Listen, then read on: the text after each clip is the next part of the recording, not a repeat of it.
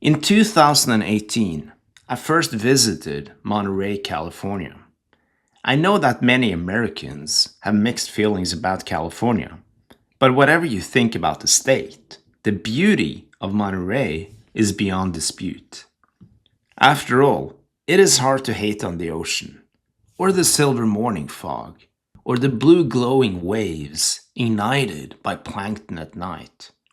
It is just there, and is wonderful. I arrived in Monterey in an old and rusty Honda Odyssey. It cuffed uphill, and the contrast between the scenic surroundings and my mode of transportation was striking, to say the least. I also didn't pay tribute to my roots by showing up like this.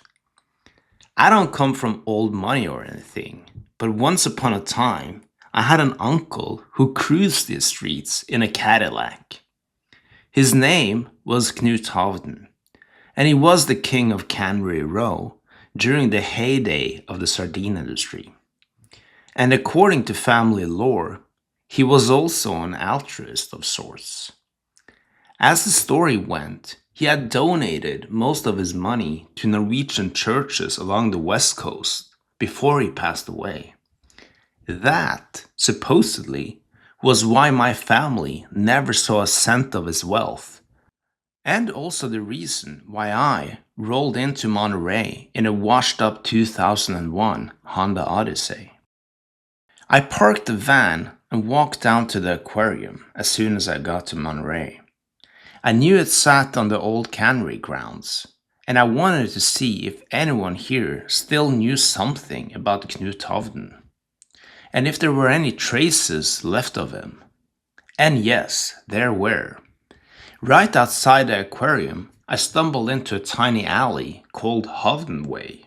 Inside, I found an entire museum dedicated to his achievements.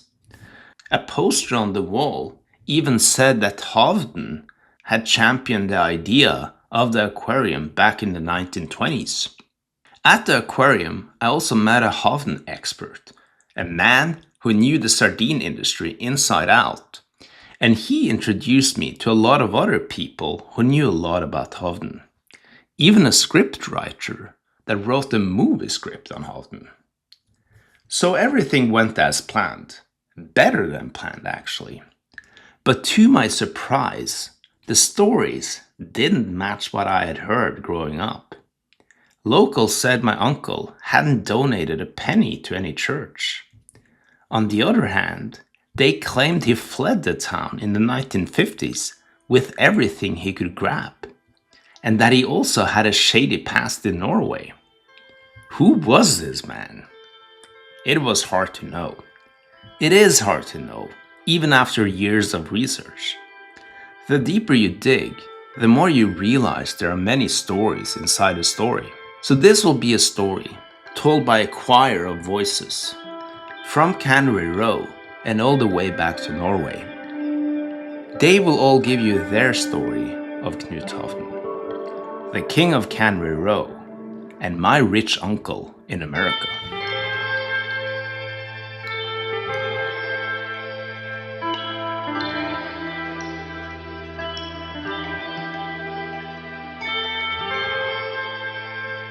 His name was Knut, and he was born on a cold January night in 1880. The first thing he did when he entered the world was to cough. And he didn't just cough, he coughed as if every breath might be his last.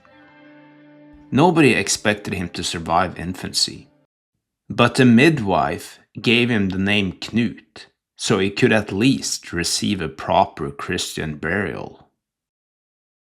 But Knut didn't die.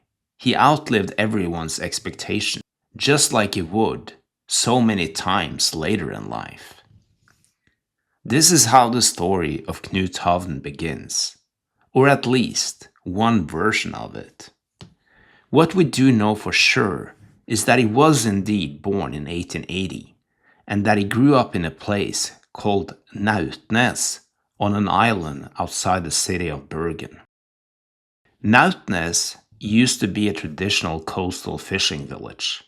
I've been there, It faces the North Atlantic and it's wet and windy. People here lived at the mercy of the nature.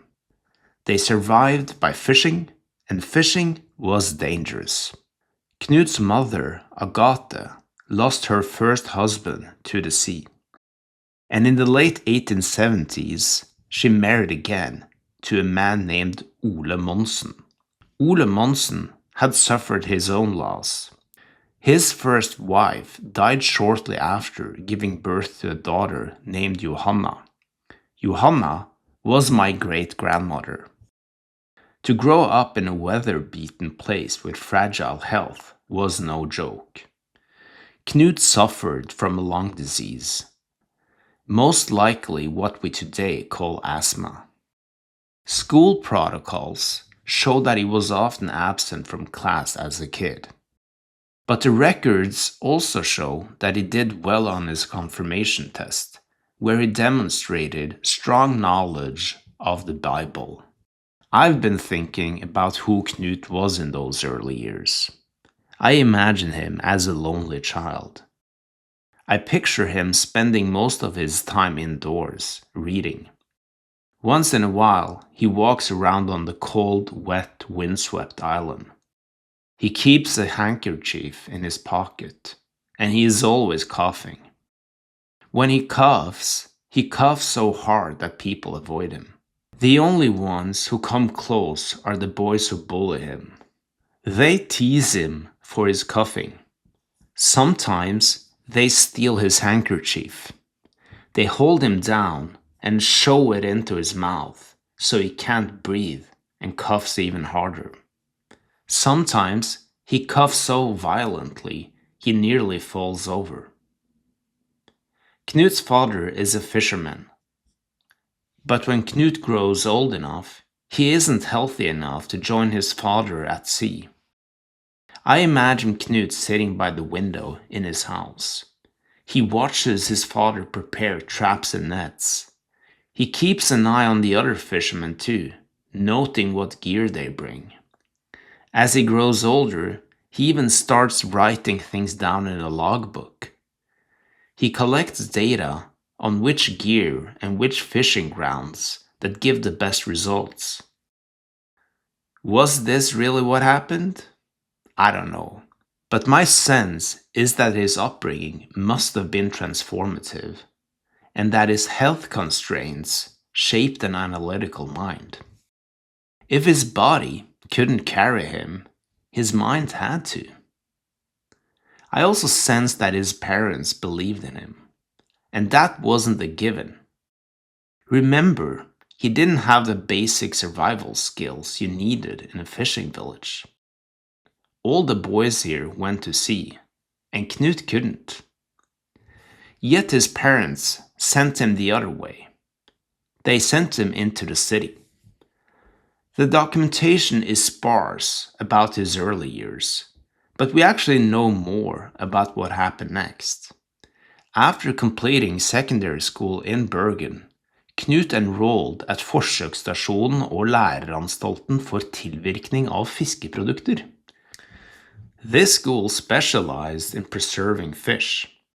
It sounds niche, but preservation of fish was serious business in Norway. The winters were long, and the fish harvest swung wildly from season to season. Preservation meant food security, and for this reason, Norwegians have salted, dried, and even fermented fish for centuries.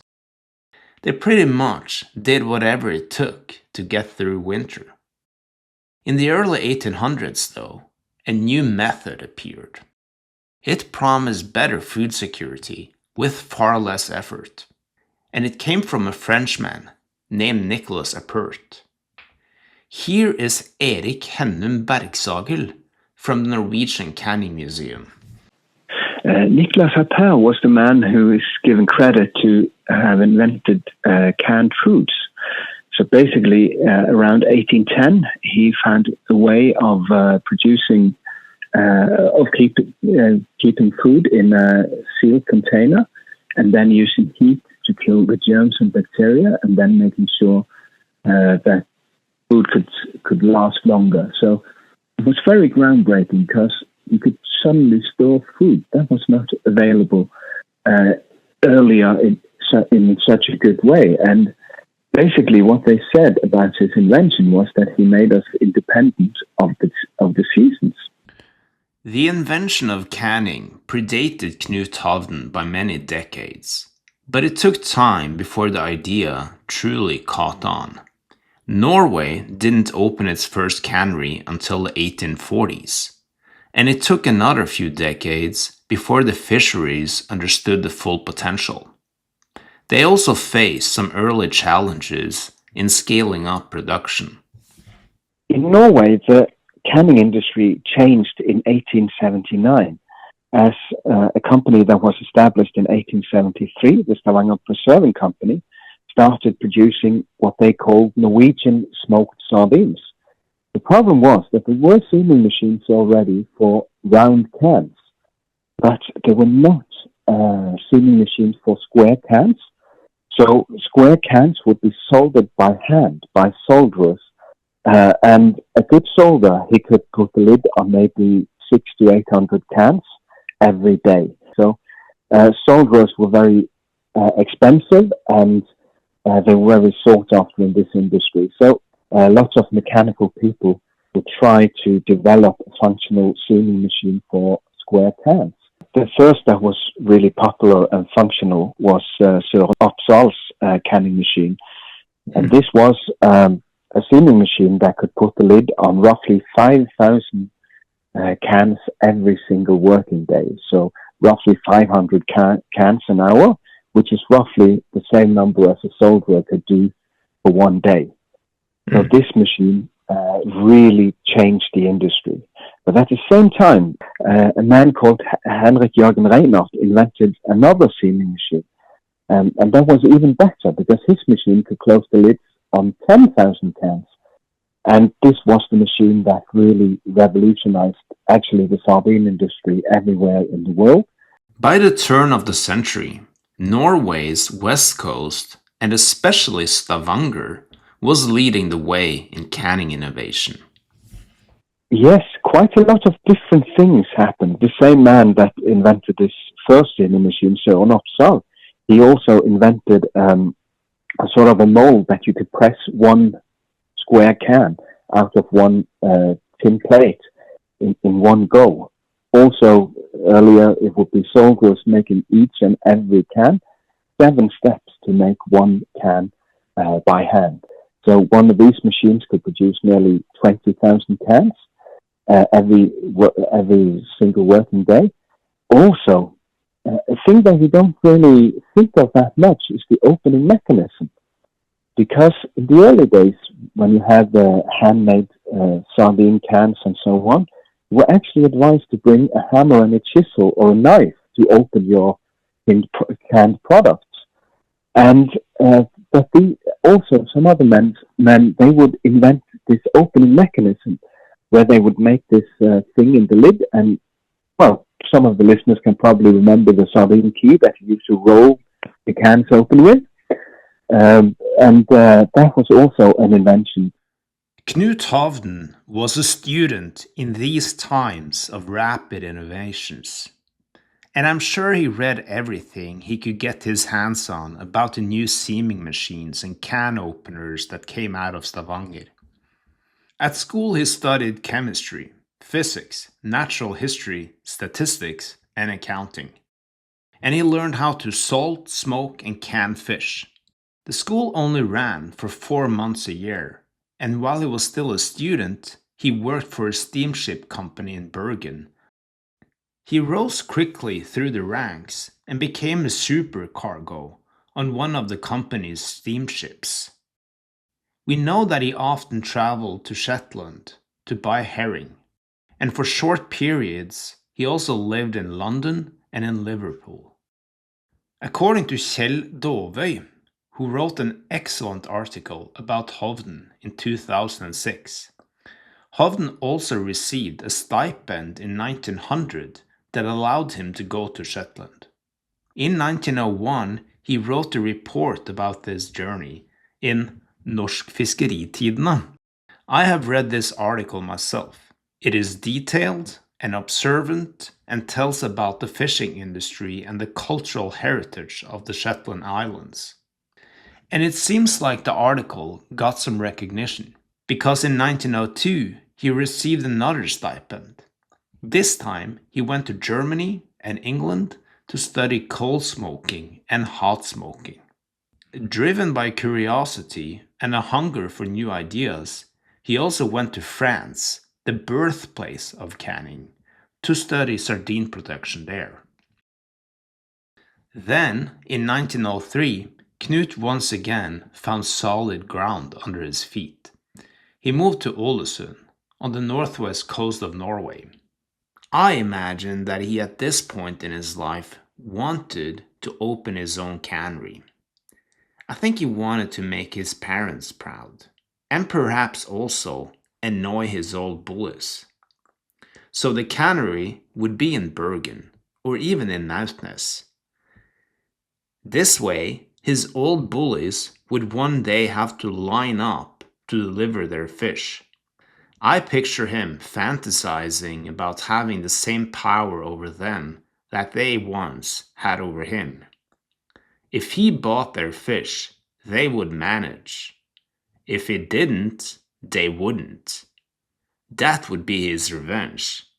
And of course, he would buy their fish, because he was bigger than them. But for the time being, he was in Ålesund. This was where his cannery career would begin. He was now one step closer to his big dream. In Ålesund, he started a smokehouse together with 3 local men. The smokehouse operated on the ground floor of the cannery Ålesund Preservering og Co. Here is Ingvild Grimstad to talk a little bit about that operation. Grimstad is a historian affiliated with the Vite Museum in Ålesund. Ålesund Preservering and Co. Was a conserves factory, and it was established in 1898. And this was a part of the canning industry, which was blooming in this period. This factory was specialized in canned fish products and mostly smoked herring and halibut.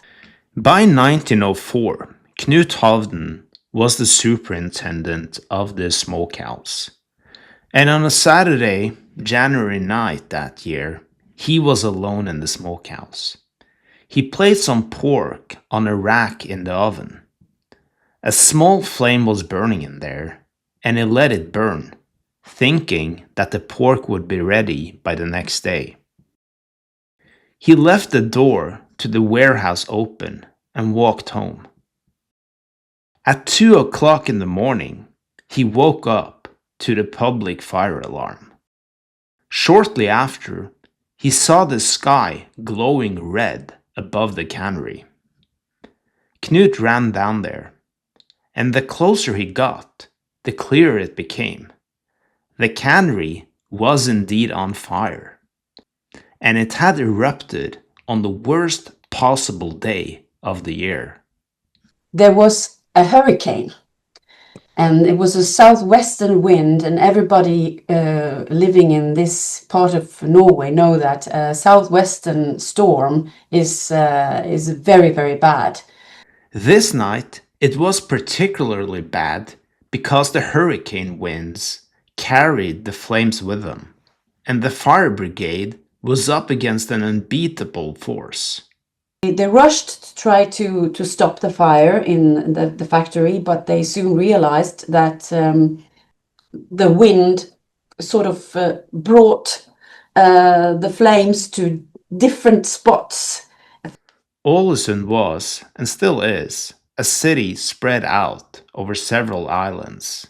At first, the fire burned on only one of them. They tried to keep the fire away from the next island. You know, there was a bridge to the next island, but strait is very narrow, so the other island took fire as well. The wind direction was very unfortunate, because since it started in this factory in Aspøya, the wind blew directly towards the rest of the town.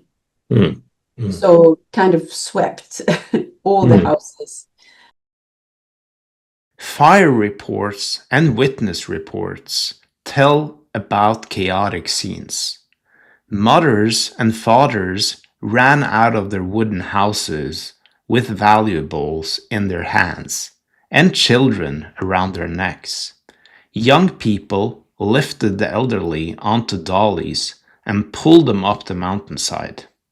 But the rather fantastic thing is that only one person died during the disaster.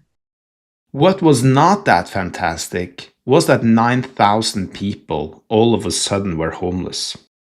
And it was in the middle of the winter. The Ålesund fire was a catastrophe of such a magnitude that it's still a cultural reference point in Norway today.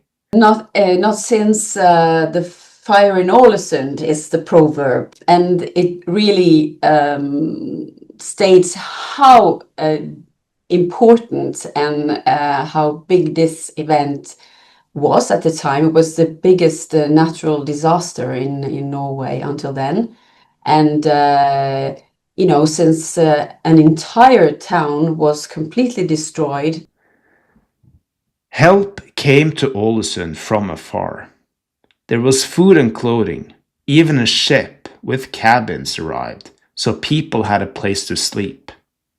But Ålesund was obviously not a place to stay.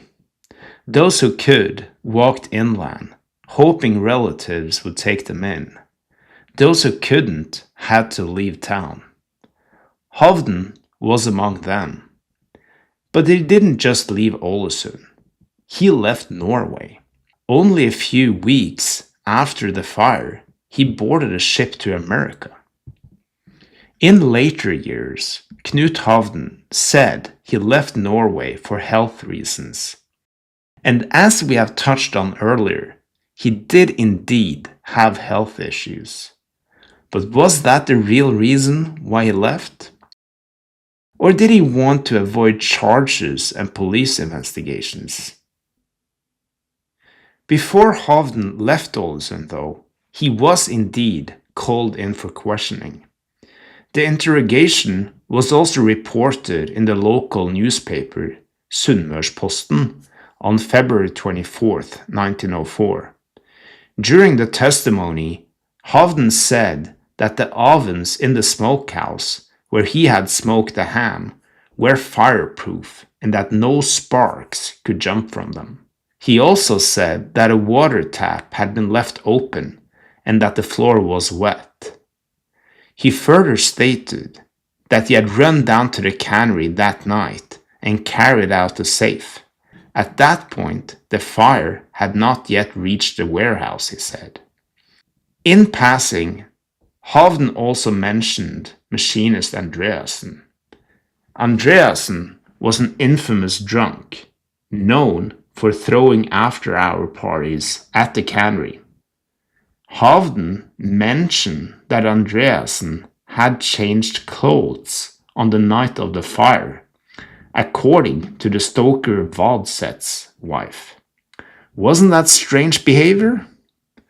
The police seemed to think so, and Andreassen was later charged, but never convicted, and the investigation fizzled out. And he was cross-examined about his routines in the smokery, etc., but they never managed to actually find out whether he was responsible or if this was the actual cause of the fire. I think also the situation was quite chaotic after the fire, so it was actually difficult to get all these people to come and be interrogated. It was difficult to get a full picture of what actually happened. So that's That's how it stands, even today. I don't know if we ever will find out. Yeah, remains a mystery. Yeah, it remains a mystery. It is also a mystery what Knut Hovden did in the weeks that followed. What we do know is that he went to England. His name appears on the passenger lists for SS Oceanic, sailing from Liverpool to New York on March 23, 1904. The list says he carried $400, about $15,000 in today's value, far more than the other passengers. Where did he get that money?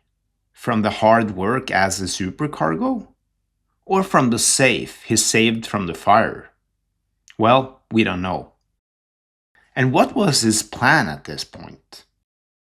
I think he only had one plan: to get as far away from Norway as possible. I believe he thought Norway held no future for him after the fire.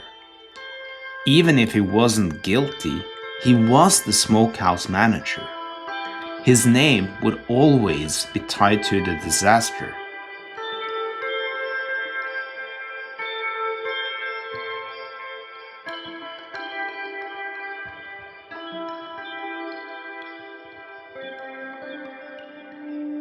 On March 30th, he arrived at the Arlington Hotel for sailors in New York.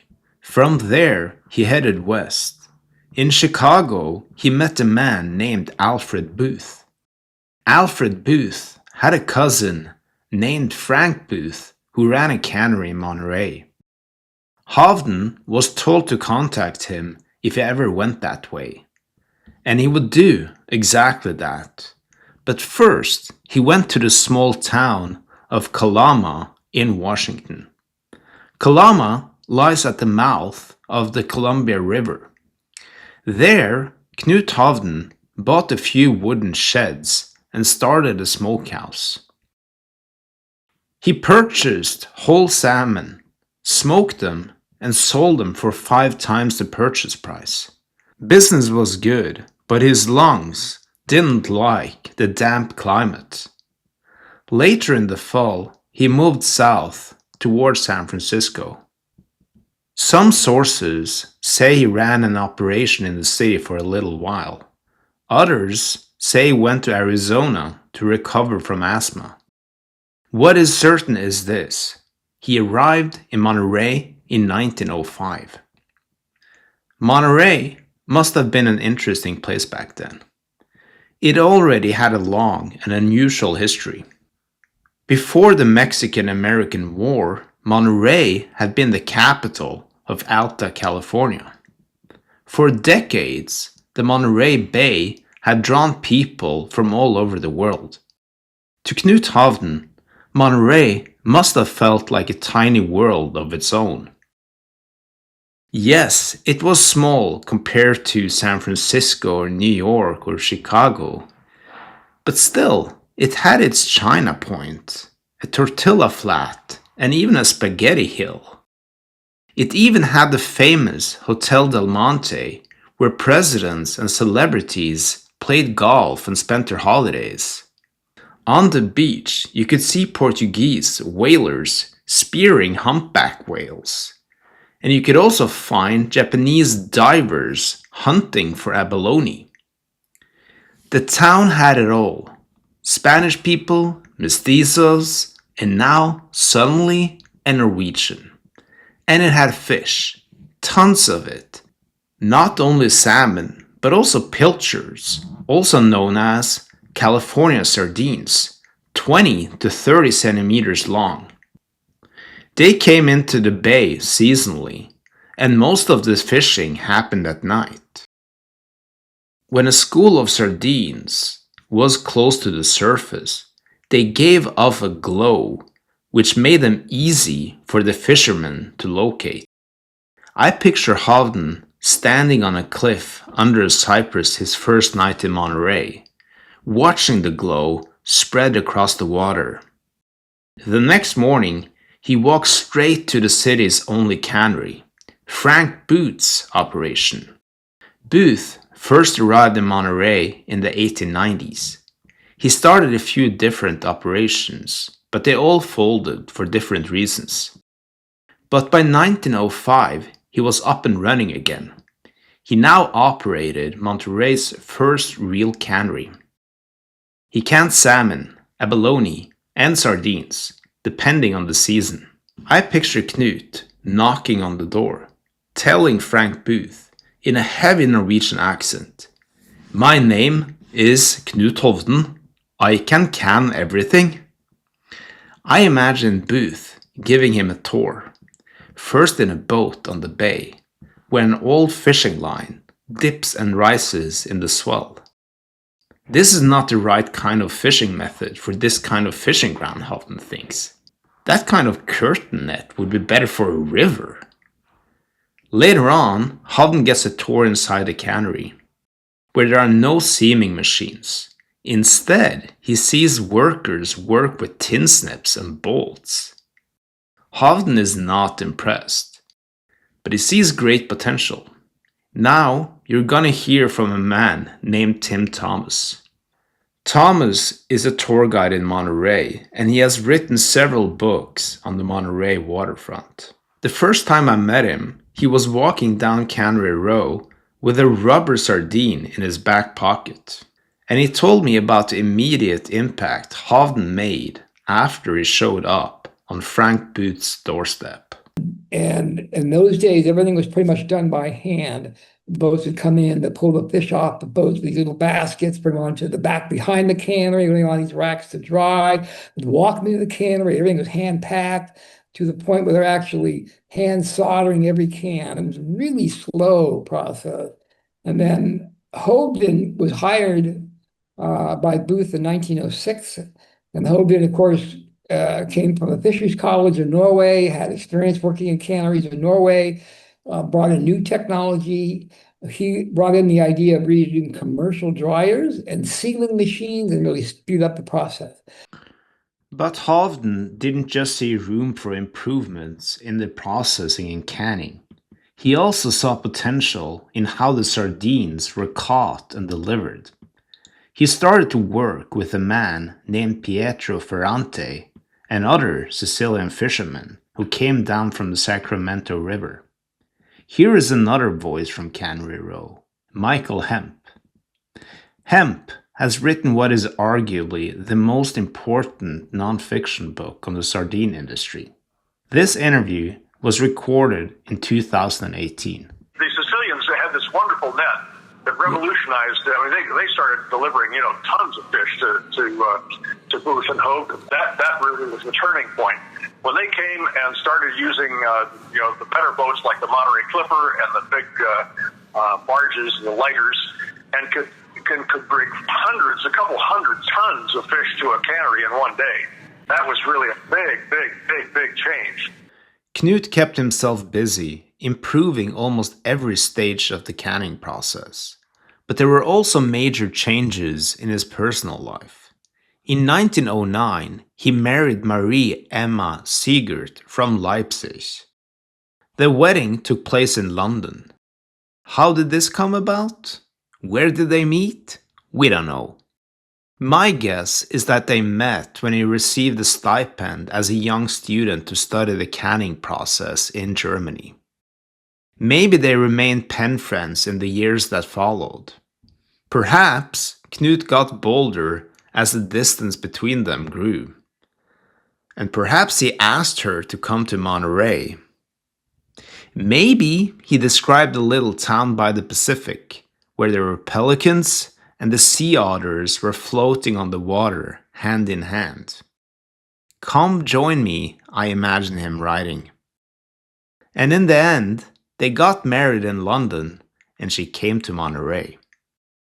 The two of them started a family, and they also had two boys, Knut Allen and Norman Harold. All of a sudden, Knut wasn't as lonely as he used to be. And in 1910, something else happened that made him even less lonely.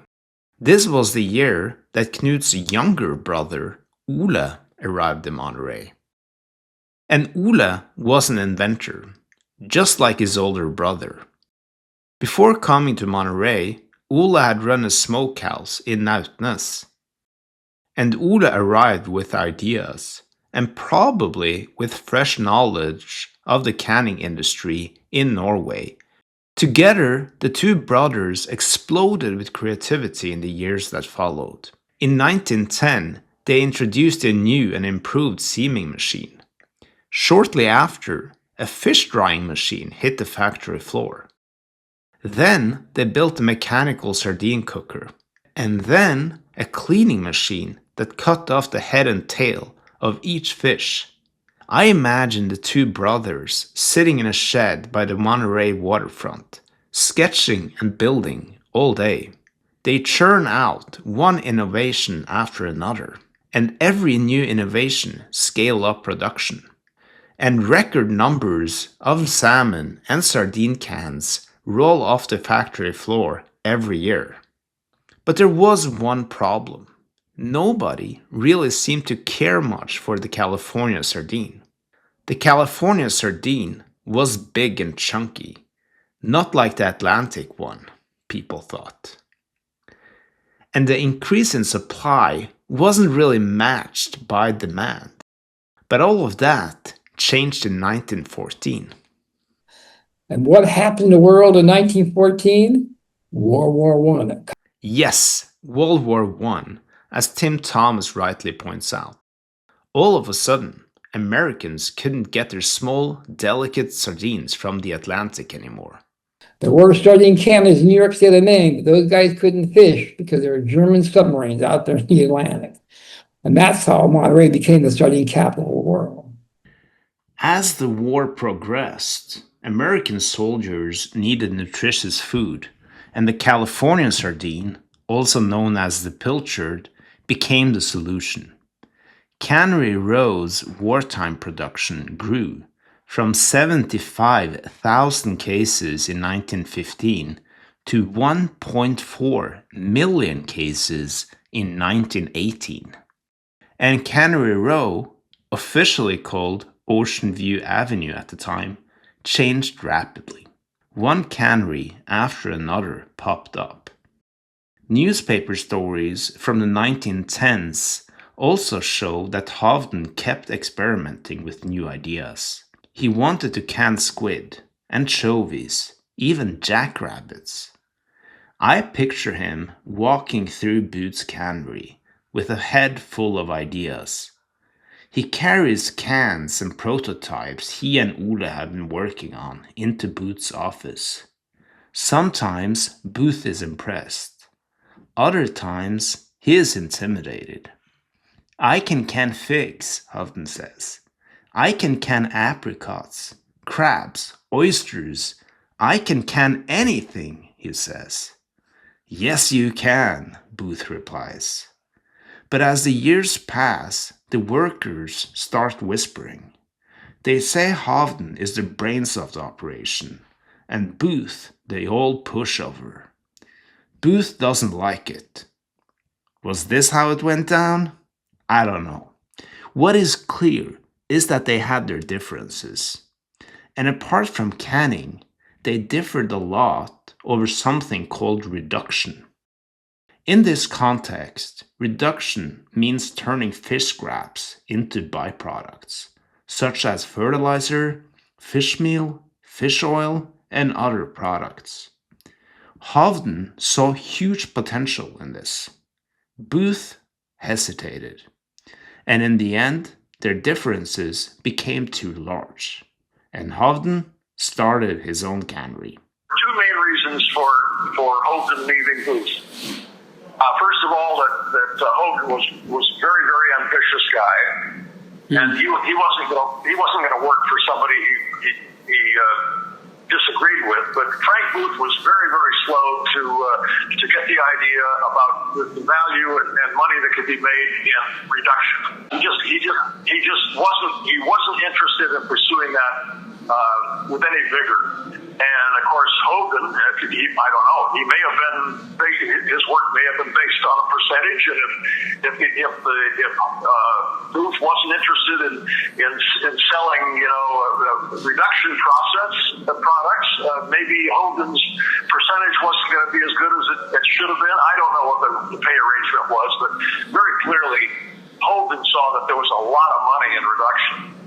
So Hovden breaks away from Booth in 1916, and he goes down to the end of Ocean Avenue and gets money financing from a guy named T.A. Work, who's a local banker who invested in a lot of these kind of businesses, and he built his cannery, where the Monterey Bay Aquarium is today. Eventually become the largest cannery on Cannery Row. And so did I when I first came to Monterey in 2018. I walked down to what used to be Hovden's Cannery on Ocean View Avenue, now Cannery Row. Inside the Monterey Bay Aquarium, there's a small Hovden museum. I was fortunate enough to meet a man named Jim Covell, who at the time was the director of training and interpretation at the aquarium.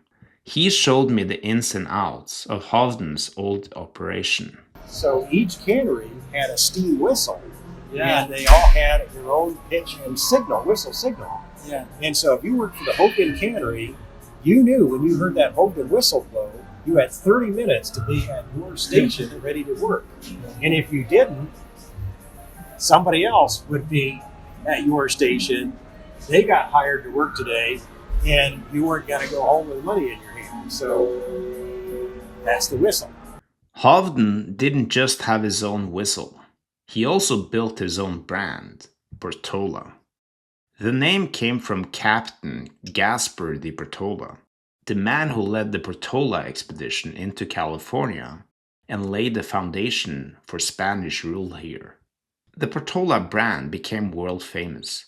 Hovden's canned products even won the first prize at the Gastronomic World Expedition in Paris. Apart from fish, he also experimented with beans, cherries, apricots, and pears. Soon after he opened his own cannery, he also teamed up with Sean Gouliard, the chef at Hotel Del Monte. Gouliard had previously been the head chef for King Leopold of Belgium. Together, they tried to create gourmet canned goods. I get the sense that Hovden saw almost limitless potential in canning. That might sound absurd today, when canned food is often seen as second-rate or reserved for pets. But Hovden lived in a different world. A world without widespread fridges or freezers. A world where food didn't fly across continents overnight.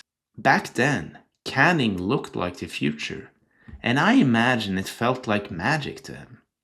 Think about it, it is kind of magical that you could just put a lid on something and find it in the same state years later, maybe on the other side of the planet. In that way, every little can is a little bit like a time machine with a pause button. But Hovden didn't just diversify his products. He also branched out. And Hovden had canneries. He had a cannery in San Diego. He had one up in, I think, in Astoria, Washington. So he had several canning operations at different times up and down the Pacific coast. The San Diego operation was run by his brother Ole, who moved south. But Hovden himself stayed in Monterey, or more precisely, in Pacific Row, the sister city that bleeds into Monterey and is, in many ways, inseparable from it. He lived only a few minutes' walk from the cannery. His office was inside the plant. I picture him sitting on the top floor, looking down onto the factory floor, where a handful of men operated machinery and hundreds of women packed sardines. Because even though it was men, mostly Sicilian fishermen, who brought the fish in, the canning operation itself was largely run by women. And that made Monterey a very different kind of society compared to many other places in the US at the time. Monterey was a place where women earned their own money. And the joke around town was, well, you could tell who worked in the canneries because you could smell them coming down the street. They'd say, yeah, we smelled all the way to the bay.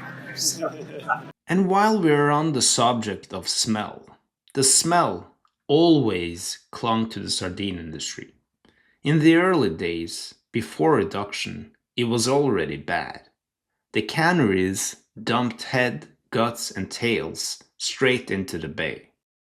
But the real stench came with reduction. Now they literally baked fish scraps and blew the smoke into the air. It got so bad that Monterey earned a new moniker, Monterey-by-the-Smell, a twist on Carmel by the Sea. The stench drifted across the bay and threatened local businesses, including the fashionable Hotel del Monte. But Hovden and the other cannery owners wouldn't stop with reduction.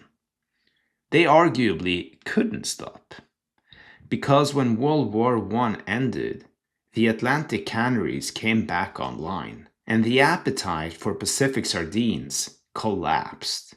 Reduction wasn't just a side operation anymore. It became the lifeline.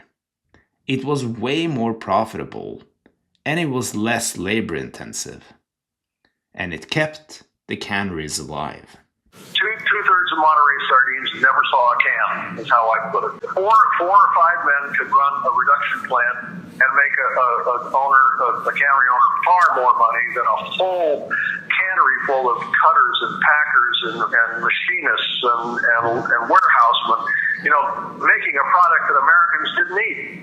But America needed reduction products like fish meal. Fish meal was packed with nutrients, including sodium and protein, and chicken farmers wouldn't get enough of it. Chicken feed was the big product came out of the Monterey canneries. I mean, I tell people on my walking tours that the next time they all go to the market and buy chicken for dinner, they can thank the Monterey sardine for that chicken dinner. Because before 1920, the chicken industry in California, really in the United States, wasn't doing very well. People did not eat chicken like we do today. It was kind of expensive. Began to produce this cheap chicken feed of the head, tails, and guts of the Monterey sardine. The chickens loved it, thrived on it. More chickens being produced. The price of chicken went down. People began to buy chickens. My friend Bill Ripley, who's an old retired biologist, used to say the Foster Farm chicken owes its life to the bones of the Monterey sardine. The smell wasn't the only concern, though. There were also growing worries about overfishing and depletion. Fish and Game introduced regulations on how much of the catch you could reduce compared to how much you had to can. Those rules kept the reduction plants alive, and the canneries too, even though the canneries weren't always profitable. And this mix of industry, tension, and survival created the very community John Steinbeck later immortalized in his best-selling novel, Cannery Row. Cannery Row in Monterey, in California, is a poem, a stink, a grating noise, a quality of light, a tone, a habit, a nostalgia, a dream. Cannery Row is the gathered and scattered tin and iron and rust and splintered wood, chipped pavement and weedy lots and junk heaps, sardine canneries of corrugated iron, honky-tonks, restaurants and whorehouses, and little crowded groceries and laboratories and flophouses. Its inhabitants are, as the man once said, whores, pimps, gamblers, and sons of bitches, by which he meant everybody. Had the man looked through another peephole, he might have said saints and angels and martyrs and holy men, and he would have meant the same thing.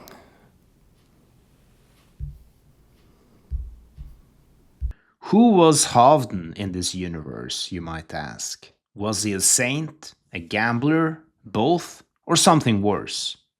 Also, non-fiction books, such as Storied Land, describe how Monterey looked like during Prohibition and the early sardine boom years. The Badlands was the nickname for the rough waterfront district. It was packed with illegal saloons, gambling rooms, brothels, and opium dens. Crime was commonplace, and the competition in the canning industry often played out on the wrong side of the law. Hovden wasn't afraid of taking a swing on his competitors. In an article in the trade journal American Fisheries Society, he advocated for responsible fishing. He also argued that cannery owners without proper training in fishing and preservation should not be allowed to operate. This probably didn't sit well with his competitors. On August 21st, 1921, his cannery burned down to the ground. According to the Santa Cruz Evening News, the flames consumed $250,000 worth of property. The police investigation showed that a cigarette had been thrown into a fishmeal tank.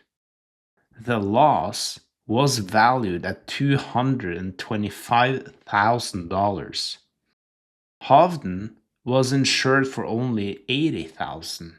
A crushing setback. But he didn't lose his grit or his grip. He rebuilt. Then, in 1924, his Monterey cannery burned down again, and once again he was poorly insured. And like last time, he accused a competitor of being behind it, but he was not able to prove anything. How did these events change him? Did they harden him around the edges? Now you're gonna hear from a man named Louis Rames. Rames is an actor. As a matter of fact, he was the voice you heard reading the excerpt from Cannery Row. He is also a local cultural figure in Monterey, a history buff, and a former employee at the Monterey Bay Aquarium. In fact, he used to give lectures there about Hovden. I'd like to go ahead and let you know a little bit more about the king of Cannery Row, Mr. Knut Hovden, heretofore referred to as K. Rames has gone further down the Hovden rabbit hole than anyone I've met.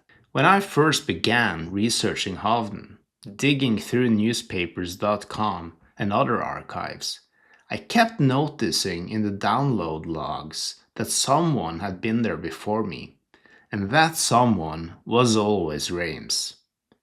When we finally met, he told me he was working on a movie script based on Hovden. Yes, I actually have the outline for what started as a movie script, and I've realized that it plays better as a mini series. It's very much like Boardwalk Empire in its flavor, and in some of the time period flavor would be kind of the same. But no, I became interested because I was working at the Monterey Bay Aquarium, a really respected institution. They have many beautiful animals. And as I was working there, we had all these training materials for every single exhibit in the whole building. Well, as you enter the building, the whole entryway is the Hovden Cannery exhibit. It's the old Hovden boilers. The building of the Monterey Aquarium used to be the Hovden Cannery. And so they have this big historic exhibit right up front, but we had no training materials at all. It was just treated like an entryway. And I mean, we're talking about a couple of boilers as big as a house, so it's impossible to ignore. And I thought, well, why don't we have some interpretive materials as we're greeting everyone walking in the door, give them a little history, and it's a nice little conversation starter. And the more I studied Hovden, the more I realized I really like this guy. He started with fundamental competence, decided to make everything a little better, never stopped making everything in the industry a little bit better, and always did it open source so that anyone could copy his techniques. He was literally trying to make the whole thing better, not just for himself. He was trying to improve the industry and his neighbors and all that. So, yeah, I found out I accidentally admired the guy for his nonstop ethic of improvement. But then when I first met you, you also shared a folder with me called Hovden's Shady Side. Oh What yeah. was shady about him? Rather than shady, I'll say it's the less than public side. Knut was a businessman, and there were all kinds of business considerations in any industry, but he was dealing with fishermen, negotiable prices, large numbers of Sicilians who were mostly family, and a de facto union until they tried to unionize later on. But at the same time, there were legislations always coming down regulating what he was allowed to do, capping his profits in some way or another. He was always needing to move around legislation. So he did a few things a little bit outside the law, for sure. And but he was a human being. He was a human being. But if you want to really research the paperwork, there's one big event where a senator whose name coincidentally is Hornblower was found to have taken a whole bunch of bribes from a whole bunch of people. And there was K. Hovden right there on the list. Bribes certainly became more common as the restrictions on reduction grew more draconian and overfishing became more widespread. But before we get to that, let's talk a little bit about Hovden's relationship with the Sicilian fishermen, because that story is interesting in itself, and it ties directly to the rising intensity of the fishery as well. After two major fires in the 1920s, Hovden was likely in need of cash. He didn't want to lose profit, and he didn't want to give the Sicilians everything they demanded. In 1926, the Sicilian fishermen went on strike. They wanted a better cut. Knut responded by replacing them.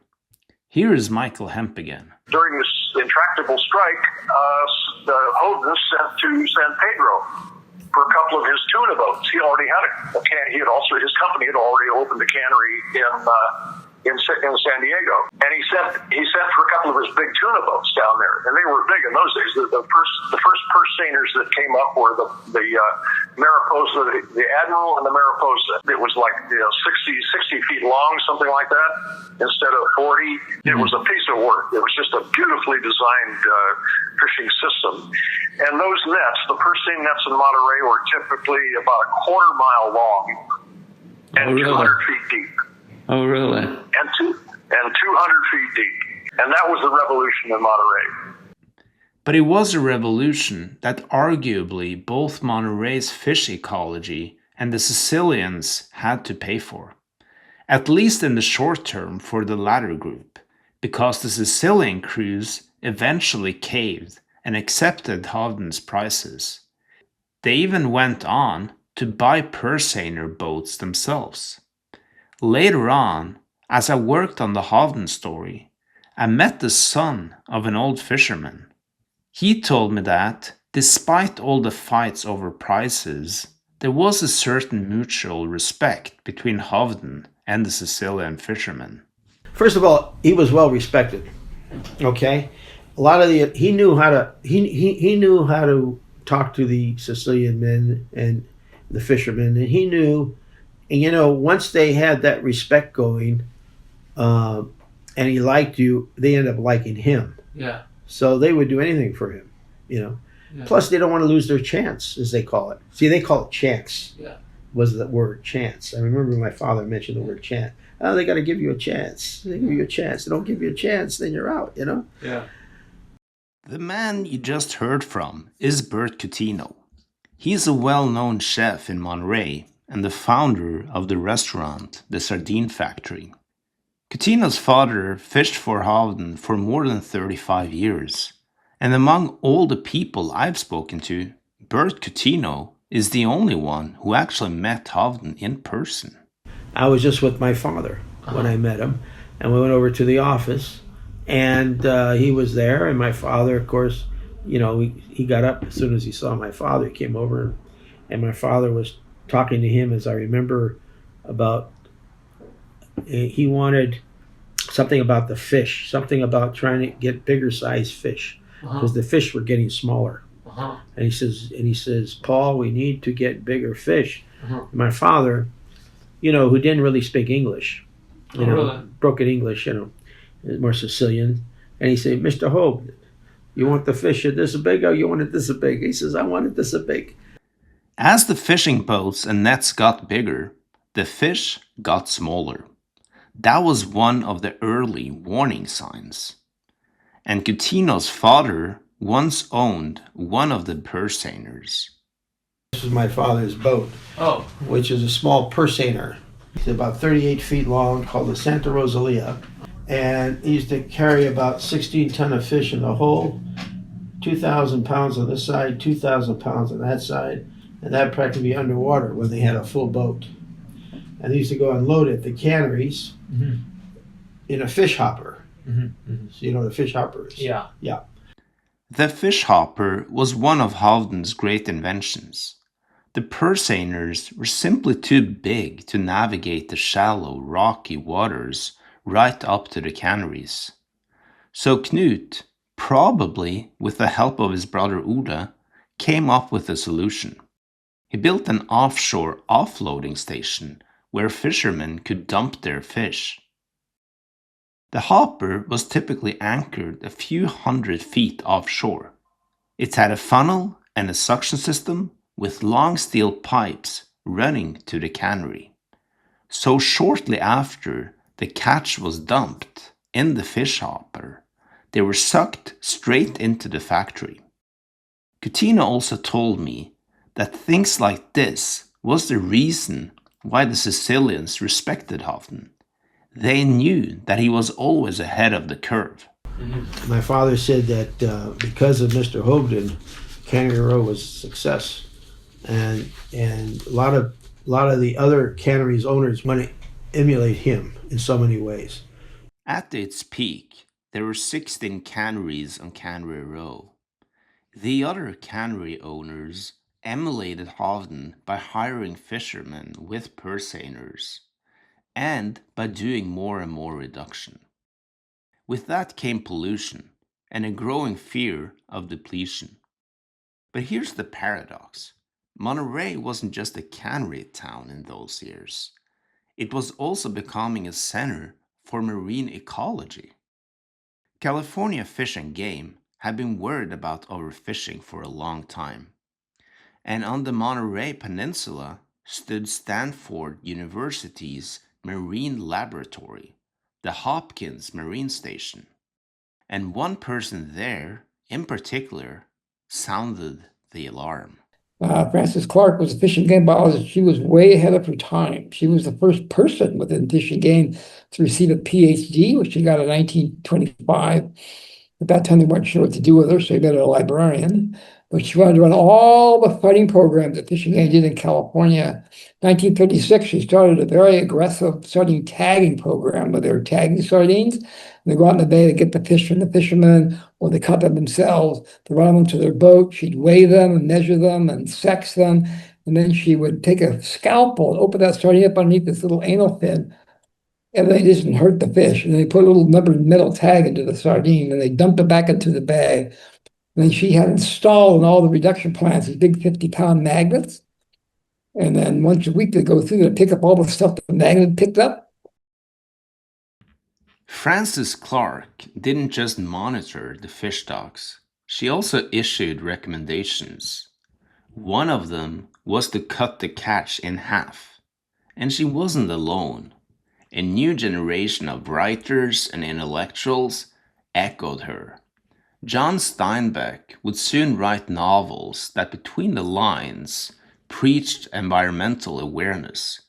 His close friend Ed Ricketts ran a small marine lab and walked the tide pools in Monterey. He observed the tiny creatures living and dying in the shadow of the canneries. He developed his own philosophy. Everything on land affects everything in the sea. Both men warned that overfishing would become a coastal version of the Dust Bowl. Laws were also introduced to limit how much of the catch that could be reduced into fishmeal. But Knut ignored them, or found loopholes, and Fish and Game came after him. In 1925, he was fined for cooking more fish into fishmeal than was allowed. In 1932, his reduction plant was shut down for an entire year after inspectors found out that he had turned 79% of the catch into fishmeal, oil, and fertilizer, more than double the legal limit. He still managed to loosen regulations, mostly by writing convincing op-eds, but probably also by lobbying politicians and by bribing inspectors, such as Lewis mentioned earlier. But he also relied on other strategies. His toughest opponent was arguably the marine biologist Julia Platt, the mayor of Pacific Grove. She pushed through a city charter that made it illegal to produce fishmeal or fish oil within city limits, a direct hit on Knut's plant, which sat right on the border between Monterey and Pacific Grove. Knut struck back by buying a fishing vessel. He outfitted it with drying ovens and sent it offshore. Out there, beyond local jurisdiction, he kept his fishmeal operation running. From land, the boat looked like a floating provocation.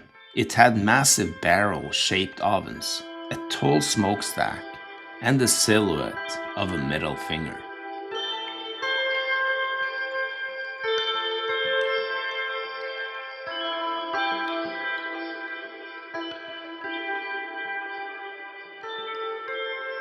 I thought a lot about what happened to Hovden in those years. What happened to the man who just a few years earlier was warning people not to fish too early in the season? Had he simply gotten greedy? I doubt it was that simple. I picture him having the self-righteousness of a man who thinks the rest of the world is just full of it. A man sitting in his cannery, staring out at the bay, highly convinced that he is on the right side of the history. After all, his cannery employed people. The factory women depended on him. So did the Sicilian fishermen. I imagine him growing sick and tired of Steinbeck, Ricketts, Platt, and the other intellectuals wandering the waterfront. Why did they behave like they knew everything? Had they ever worked the factory shift? What did they create? Words. Hovden created jobs. And did they really believe they understood the whole ocean from the shoreline? Humans have spent centuries trying and failing to eradicate rats from the cities. Did they honestly think it was possible to empty the entire Pacific of sardines, even if they tried? I imagine him in his study, cuffing, cussing, circling these arguments over and over.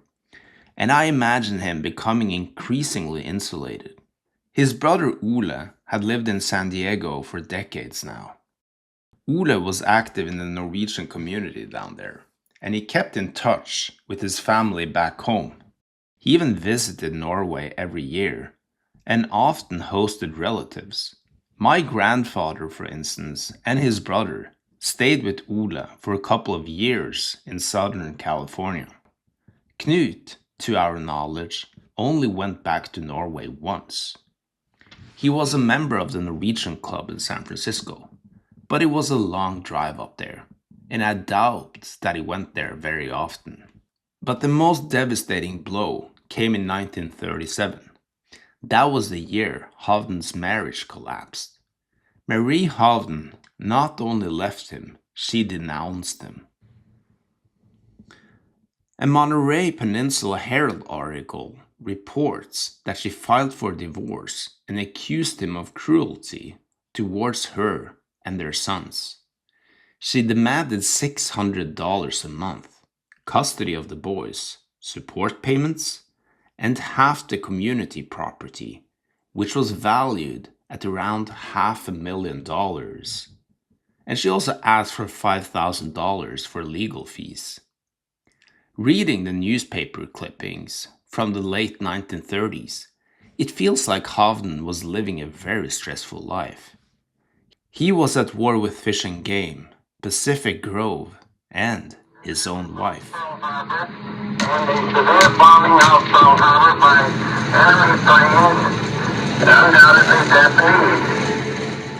But then the war came. The real war. World War II. Few places in America felt it more directly than Monterey. It was coastal, very exposed, and presumably the next frontier after Pearl Harbor. People were terrified. Monterey was also home to many Italians and Japanese Americans. As fear spiked, both groups were targeted. Japanese families were deported to inland internment camps.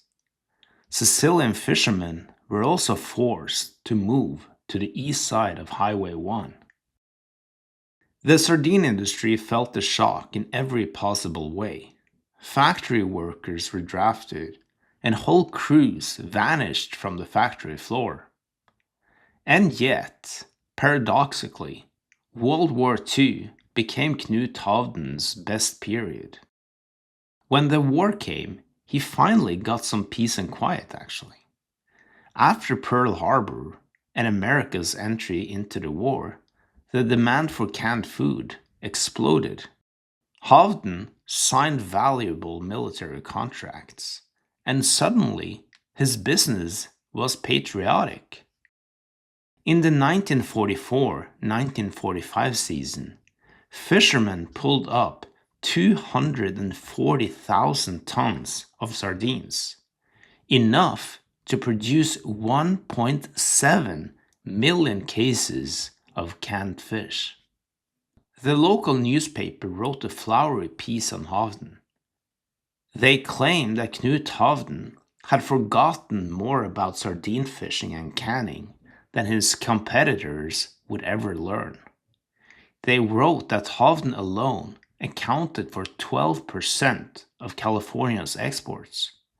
They called him the king, not only of Cannery Row, but also of the West Coast canneries. Knut had also remarried at this point, and two of his sons, both trained in accounting, had joined the business. I think Knut felt good about how everything unfolded. And sometimes his canneries didn't just can fish. Back in the Prohibition era, people had been smuggling booze in cans, and that practice picked up again during World War II, when soldiers weren't allowed alcohol. Multiple oral histories, cited for instance in Bruce McGinnis' book, Cannery Row, The History of Monterey's Sardine Canning Industry, describe factory workers pouring homemade grappa into empty cans, then sealing up the cans and sending it off to family members in the military. I can almost imagine Knut giving his blessing. "You can can everything," he tells his workers. When the war ended, Knut was ready to take it to the next level. He invested in a lot of new equipment, and he signed contracts with importers across the Atlantic.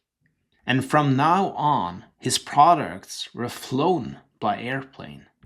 "Takes fish into the sky," the Monterey Peninsula Herald wrote.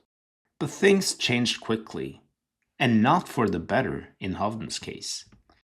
Demand for canned products dropped rapidly, and so did the catch. The sardines were gone. The purseiner boats drifted toward shore at dawn with empty nets, and the factory whistles were suddenly silent. Thousands of fishermen and factory workers no longer had a job to go to.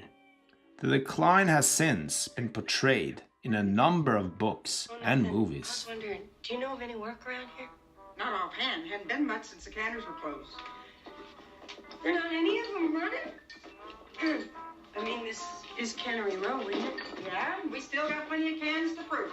All we don't got is any sardines to put in them. They all disappeared a couple years ago. Well, what happened to them? A lot of people like to know that. Personally, I think they just fished them all out. But, you know, I ain't the expert. Now, nothing much happens till night when the boys from Fort Ord come over.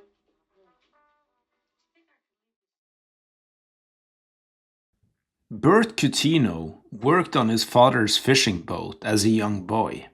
He experienced the decline firsthand, and he saw how it rippled through an entire community. Right after I finished fishing in '53, I saw the industry just go right down the tubes. And that's the time it started to really collapse, and the canneries started going broke, and the boats started getting sold for peanuts. You know, you got to remember, it was very difficult for the families.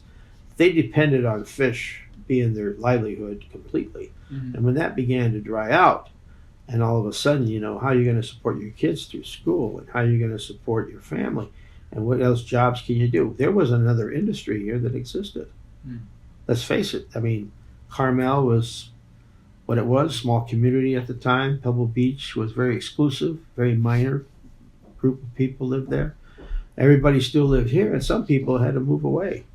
Hovden tried to solve the crisis in his usual way, by inventing, improvising, and pushing for new ideas and new machinery. He tried trucking fish up from San Diego to be packed in Monterey, but that proved to be unsustainable almost immediately. He was also toying with another idea, an idea that was, to put it mildly, unusual. Here is Louis Rames again. Knut had the idea, based on some other research that was going on at the time, mid-20th century, that you could just take a boat out into the water and put out a huge electric shock. And if you put a big electric shock in the water and you sucked all the water in through a tube at the same time, you'd get a whole bunch of fresh fish. So thankfully that electroshock method of fishing didn't play through, but nonetheless, that was, I think, the best invention I saw. Yes, he just wanted to electroshock the water and then suck up all the dead fish through a big pipe. So it was kind of a combination of, I would say, like a floating vacuum cleaner and an electroshock gun. Exactly. The electroshock, kind of like people used to do, it's very unethical, but people used to do dynamite fishing, where you can go out to a pond and you throw dynamite in the water and it'll shock the fish and they float up to the surface. Kind of the same thing. And then he had a big scooping system that he could pump all the water through, and he would strain the fish out and they would just keep the fish in the nets that way, rather than have to go run around and catch the fish themselves. Yeah, it was an idea. It was an idea, but they were trying just everything in the world at that time. That was right as the fish catch was tapering off, and everyone was just trying to figure out how to get more fish, But there were no more fish. Ed Ricketts had his own answer to the question, where did all the sardines go? In cans, he declared. In a letter to the Monterey Peninsula Herald on April 2nd, 1948, he added several jabs at Hovden. Don't listen to the experts. Listen to the practical, down-to-earth cannery owner, the one who says it's impossible to fish the ocean empty. Ricketts' best friend, John Steinbeck, had already published Cannery Row earlier in this decade, and there's a reference to Hovden in there. Hovden's cannery appears under a different name, Morden. And Morden, by the way, sounds almost exactly like murderer in Norwegian. Was that a coincidence? Or was Steinbeck implying that Hovden was the sardine murderer? We don't know, but Hovden surely wasn't popular at the time.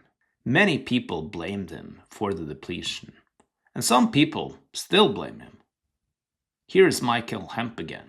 There was fisher jobs, and we took the jobs, and we lost the fish and the jobs. That's the great lesson of sustainable resource management that we failed miserably here in Monterey. You have to say Hovden was pretty much the cheerleader for taking all the fish you could. On that scale, he was terribly greedy. That's my personal opinion. Hovden, of course, had a different opinion. How did he feel about what happened? Did he feel guilty? Knut blamed the military's dumping of toxic ammunition offshore for the disappearance of the sardines. He also argued that the decline was caused by changes in ocean temperatures. And on that point, he was actually right. Today, it's widely accepted that Pacific sardines follow long natural cycles, roughly between 60 and 70 years, driven by shifts in water temperature. When the water gets cooler, the population dips. When it warms up, they return. But to be fair, intense fishing did not help. It accelerated the collapse, and the pollution certainly didn't do Monterey Bay any favors. It killed its kelp forest and its marine life. The sardine era came with a cost, and suddenly the cost was visible all around you. The canneries shut down one by one. Some also burned down conveniently, and owners collected their insurance payouts. I've seen photographs of Monterey in the 1950s. It is a pretty grim sight. Cannery Row looks like a row of rotting shells, a failed industrial dream. The bay is polluted and lifeless. No sea otters floating on their backs like today. The industry had boomed, and then it had broken the very ecosystem that sustained it. A movie made a few decades later by a French filmmaker named Eva Loutard captured the mood of Cannery Row at the time. Abundance, prosperity, greed, plunder, waste, depletion, scarcity, decimation. Hovden's health was also failing at the time. In a Christmas card he sent to my great-grandmother in 1950, he wrote that he had an accident at the cannery. He said that he had broken 2 chest bones and that his right arm was completely paralyzed after the fall. And his coughing never stopped. The asthma never let go of him. What was he thinking? Did Monterey in the 50s remind him of Ålesund after the fire? In some ways, I actually think Monterey was worse. After all, Ålesund burned with dignity. People came to help the survivors. Monterey felt different. It was like a man who had lived beyond his means and died in his own vomit. Did Hovden wonder if the town was better off without them? His second wife was gone. His third marriage had ended in a separation. Was this what filled his mind at the time? I don't know. But at some point, he decided to leave Monterey. And his departure is as mythical as the rest of his life. Here is Tim Thomas again. Well, as I understand it, it was in the early 1950s, and he had some issues with the Internal Revenue Service, and so he decided to sell his business, his cannery, but he wanted to retain ownership of the property, which was actually pretty smart on his end at that time. And but he did sell the business, and he wanted $100,000, and he demanded they pay him in cash money. Because if they wrote him a check, takes the check to the bank reports that to the IRS. The new owners go to their bank, get the cash, hand it to Mr. Hovden. And as I was told by a lawyer who represented Hovden's then third wife, that he took the money into the cannery and actually canned all of that money, sealed up the cans, loaded up to his car, and drove down to Mexico. To me, this story almost sounds too fantastic to be true, but I can't picture it. I imagine him loading case after case of cans stashed with money into his Cadillac. Knut follows the sound of the seagulls down Highway 1. He drives away from Monterey, away from Santa Cruz, Moss Landing, Dakota, all the little places he once turned into industrial towns. He keeps going, past Ola's ranch in Pasadena, past the tuna plant in San Diego, and when he reaches the Mexican border, the guards stop him. They inspect his trunk. It's packed with sardine cans, of course. And they ask him if he has anything to declare. He answers, like a certain poet before him, "I have nothing to declare but my genius." Was this how it went? I don't know. And it's really hard to know what happened next as well. Some say he started a cannery in Mexico, where the waters were warming and the sardines were returning. Others tell stories of a wealthy Norwegian showing up in Peru with big plans and a lot of money. What we do know is this: he died in Mexico in 1961. A long life, considering his health. His brother Ola, now 76, traveled south, made arrangements, and brought Knut's body back to California and the Monterey Peninsula, where he is now buried. Knut's cannery was the last cannery on Cannery Row, and it existed until the 70s. And now that we're nearing the end of this episode, the final question is this: how did Knut Hovden change Monterey and America? He changed it by the technology he brought with him, introducing all this new ideas of canning fish. He found a lot of different things. He's the guy who introduced, as I mentioned, seeding machines and commercial dryers. The sardine hopper systems were his ideas. Bringing in the larger sardine boats, which really revolutionized that fishery, was his idea. And they were very resistant to this idea. The fishermen didn't want to bring them in. They were expensive boats. Didn't need many fishermen, but eventually they saw there's money he made for all of us here, and they all eventually go to those big boats. And so really, he was sort of the genius behind all that stuff. A piece of Knut Hovden's legacy is the aquarium that now sits on the ground of his old cannery. No, he didn't build it, and he didn't fund it, but he did champion the idea early on. It takes a higher civilization to build an aquarium than an ice rink, he wrote in the newspaper in the 1920s. Well put, Uncle. More than anything, though, I think Hovden's life is a testament to how unpredictable history is. Bad things can grow out of good things, and vice versa. After the Ålesund fire, the city rose from the ashes and became one of the most beautiful towns in Norway. Monterey, too, got a new life. It became the epicenter of marine conservation. Ironically, in part because of the very overfishing that Hovden supported. There is a hint of fatalism in what I'm saying here. But I'm not arguing that recklessness is fine because things might end up well in the end. What I am saying, though, is that paradises are often built in hell. And that was exactly what I felt the first time I drove into Monterey in my old rusty Honda Odyssey.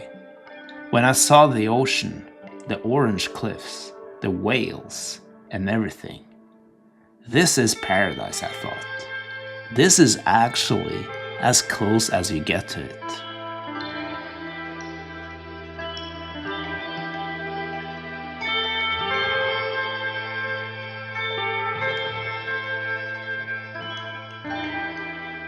My name is Fredrik Halstveit, and this podcast was made in conjunction with Vesterheim and with the support of Norway House Foundation in San Francisco. The music that you hear in the background was made by Jan Skoglund.